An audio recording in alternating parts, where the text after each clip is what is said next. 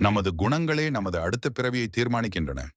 மனிதனாக பிறந்த ஒவ்வொருவருக்கும் தங்களின் குணாதிசயங்களுக்கு ஏற்ப அடுத்த பிறவி அமையும் என்பது ஒரு ஆன்மீக நம்பிக்கை. நாம் இப்பிறவியில் செய்யும் செயல்கள், கர்மா மற்றும் நம்மிடம் உள்ள குணங்களே நமது அடுத்த நிலையை தீர்மானிக்கின்றன. அந்த வகையில் யார் ஒருவரிடம் மற்றவர்கள் மீது அன்பும், கைமாறு கருதாத உதவியும், ஈகை குணமும் இருக்கிறதோ, அவர்கள் அடுத்த பிறவியிலும் உயர்ந்த குலத்தில் பெரும் செல்வந்தர்களாகவோ அல்லது பலருக்கு வழிகாட்டும் தலைவர்களாகவோ பிறப்பார்கள் என்று நம்பப்படுகிறது.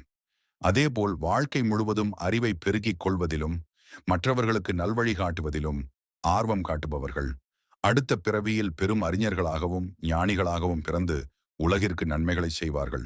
ஆனால் எப்போதும் மற்றவர்கள் மீது பொறாமைப்படுபவர்கள் மற்றும் அதிக கோபப்பட்டு பிறரை துன்புறுத்துபவர்கள் அடுத்த பிறவியில் அமைதியற்ற சூழலிலோ அல்லது கடினமான வாழ்வாதாரத்தை கொண்ட உயிரினங்களாகவோ பிறக்க வாய்ப்புள்ளது.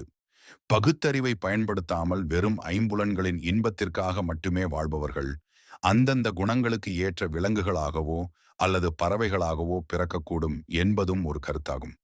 இறுதியாக, எந்த எதிர்பார்ப்பும் இல்லாமல் இறைவனை தொழுபவர்களும் தூய்மையான மனத்துடன் எல்லாரும் இன்புற்றிருக்க வேண்டும் என்று நினைப்பவர்களும் பிறவி பெருங்கடலில் இருந்து விடுபட்டு முக்தி அடைவார்கள்.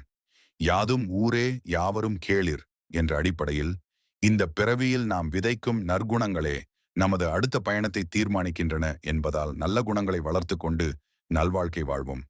தொடர்ந்து இது போன்ற ஆன்மீக தகவல்கள் மற்றும் வாழ்வியல் சிந்தனைகளை தெரிந்து கொள்ள மறக்காமல் நமது சேனலை சப்ஸ்கிரைப் செய்து ஆதரவு தாருங்கள். இந்த வீடியோ குறித்த உங்கள் கருத்துக்கள் அல்லது சந்தேகங்கள் ஏதேனும் இருந்தால் தாராளமாக கீழே உள்ள கமெண்ட் பகுதியில் பதிவிடுங்கள்.